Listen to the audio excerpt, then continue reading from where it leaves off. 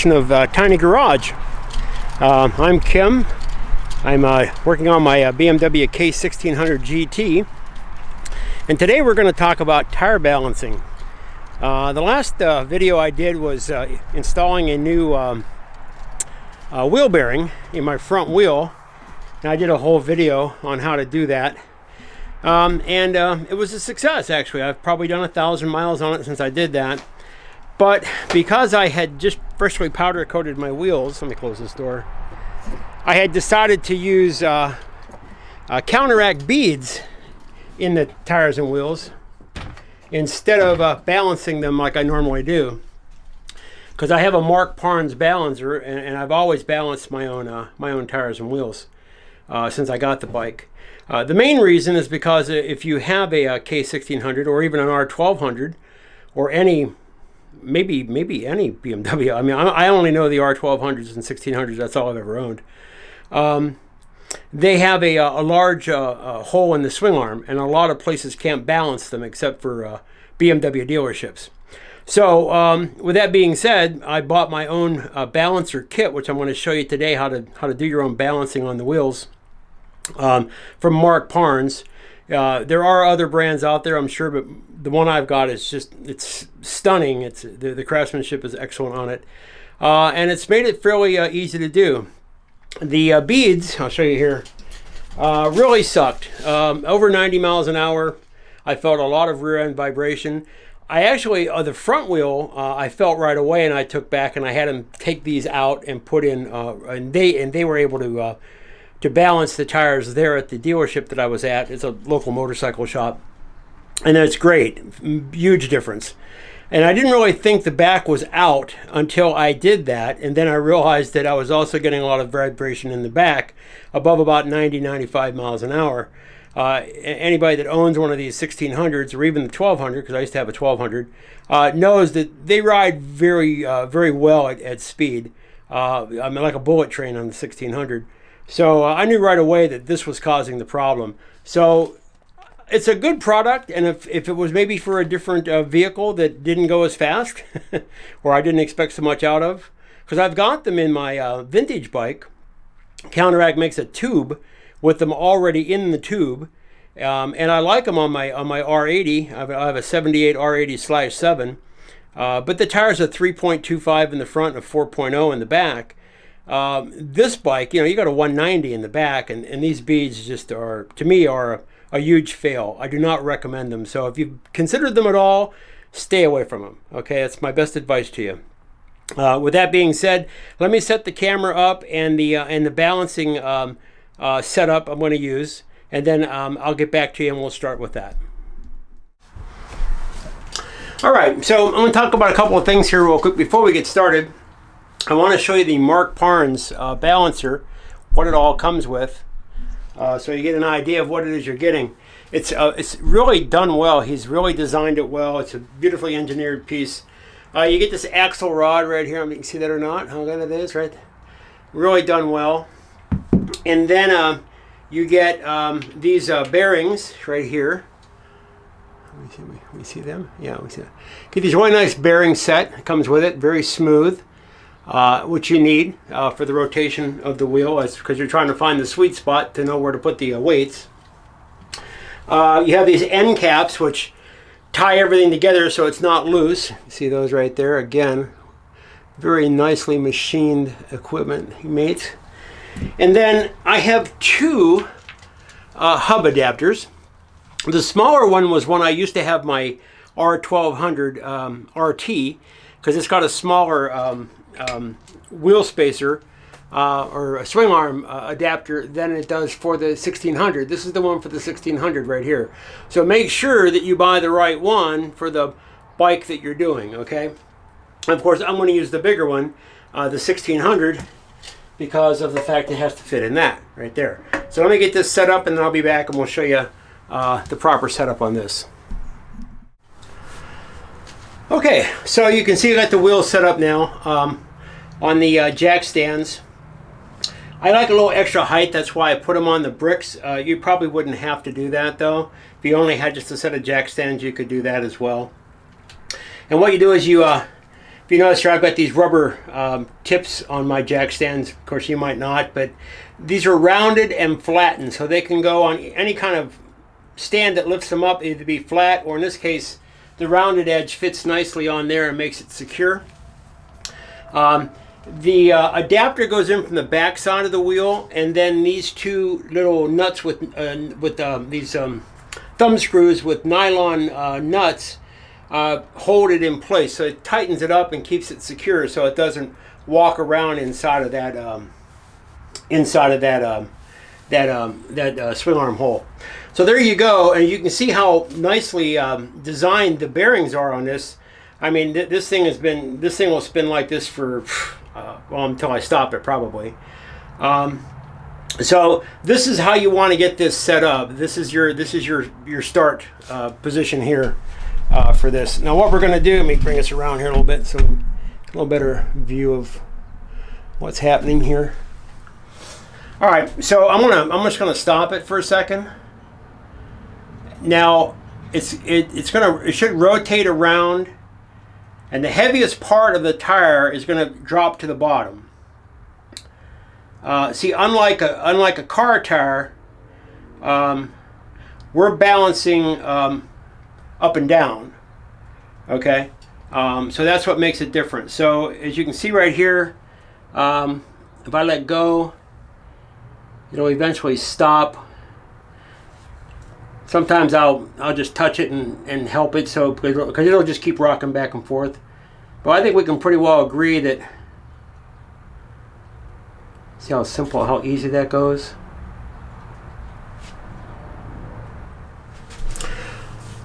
Okay, so once you figure out where the heavy spot is, in this case we've determined it's come on. This shows you how good these bearings are, that it's literally that precise, that it's, and there we go. Okay, so now we want to go 180 degrees above it, and this is where we're going to put our weights. So we're going to start with 2 ounces, or 1 ounce, which is 2 half ounces, and we're going to go directly above the spot we were at. And now we're going to see if that makes a difference.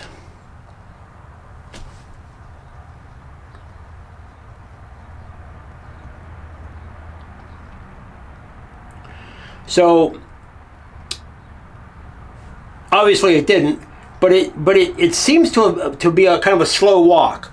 So I'm going to take another ounce and I'm going to put on the opposite side of there. So let me feel, yeah, right there, opposite side. And now I'm going to bring it down again and see what happens. Ooh, look at that. Look at that. See, this was our heavy side right here. Remember, it was this spoke down from the tire air stem. So now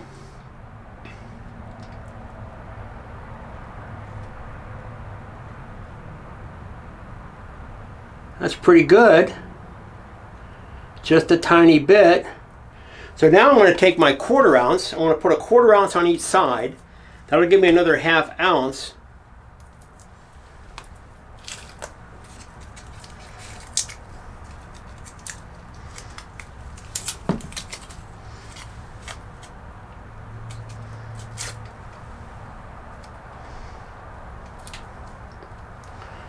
So I'll put a 1/4 ounce here on this, right here on this side. Oops. Another 1/4 ounce on the opposite side, right here. And we'll see what that does. So.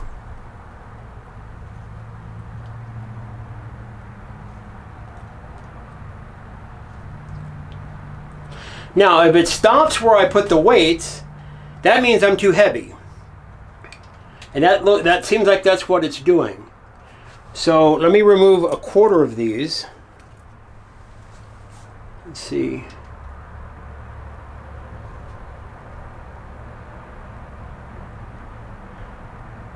Now, 1/4 of an ounce is not going to make that much of a difference. You know, maybe I didn't need those after all. Maybe I actually need to take a 1/4 ounce off. I'm sitting here talking and not paying attention, but let's see.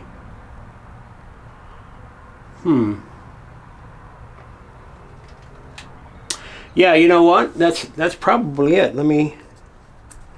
I know this gets long, guys, and I'm sure that you're just like, okay, we get it. Turn it off. But I just want you to see the process. So we'll put this 1/4 up here now on this side. Let's see if that did it for us.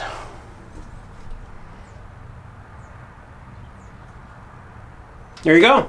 And that's what you want right there. Let me pull this around for you so you can see maybe. There you go. So now if I let go of the tire and it stays there, then now I'm perfectly balanced right now. That's a perfectly balanced tire. I mean, a tiny bit of roll, but you're not going to notice that. Honestly, you're not. You can aim for perfection, but you'll never achieve it. But this is very good right here. See, because I can set this pretty much at any, let's say, like, what's this, say 10 o'clock. And see how it's not rolling back through? See? So there you go. So now I'm going to go ahead and mount my weights here, and we're done. So that's the process. The reason I started doing this, here, let me look back up you guys in the face here. The reason I started doing my own tires was because you can buy a set of tires for, like, depending on what time of the year and where you buy them, maybe for $300, maybe three and a quarter with free shipping, and you get them the next day. I mean, I have literally never paid for shipping on a set of tires, and they almost always come the following day because there's like 7 or 8 warehouses they come out of, no matter where you buy them from. I buy mine at Bike Bandit or Revzilla, depending on who's got it on sale. And if you take it to a dealer, you're going to pay $600, $650 for the same tire because of balancing it, right? So the Mark Parnes balancer is not cheap. It's $150, right? But to me, I paid that when I had my R1200, R1200 RT 5 years ago, before I got my GT. And this is probably between that bike and this bike, probably 6th or 7th set of tires that I put on the bikes total. So I'm saving $300 each time I do this for a $150 investment. And it's not hard to do. I mean, it really is not hard to do. If you watched my video on replacing the wheel bearing, I had the front wheel off. And the front wheel is very easy to get off. The tools for that are like $30, $40. And once you learn how to take your front wheel off and take your back wheel off, you can take your tires to any motorcycle shop and have them unmount the old tires and put the new tires on for usually $30, maybe $40, right? So they're going to take them off, put them on, and maybe a $5 fee to get rid of each tire, right? So maybe you're going to have $60 invested in them removing the old tires, putting the new tires on. Then bring the tires back and balance them yourself. You're still going to save money. There's no way around this, okay? You will save a ton of money doing this yourself, and it literally is that difficult. And if you notice, that tire hasn't moved at all. So this is perfectly balanced now. So what more can I say? Mark Parnes, you're a genius. I love your product. I tell everybody I know you should buy it. So maybe you'll give me a kickback for that. I don't know. Not that I want one. But anyway, guys, there you go. From the tiny garage, BMW, how to balance a tire on a K1600. And like I said, this also applies to a R1200 series or 1250 series. Any of them, as long as they've got a swing arm, you can need the adapter. So either the 1600 or the 1200, you just make sure you get the right adapter. I think the adapter, was $45. So I'd already paid $140, and I probably put 3 sets of tires on my RT before I bought the GT, and then this is probably my 4th set of tires actually on the GT. So I had to spend another $45 for that adapter because it's obviously a different size, but still in the end it's well worth the money. So there you go, guys. Take care. If you like what you saw, press like, subscribe to my channel if you want to see me do some more of this stuff. I really appreciate it. Take care. Leave your comments in the comment section below.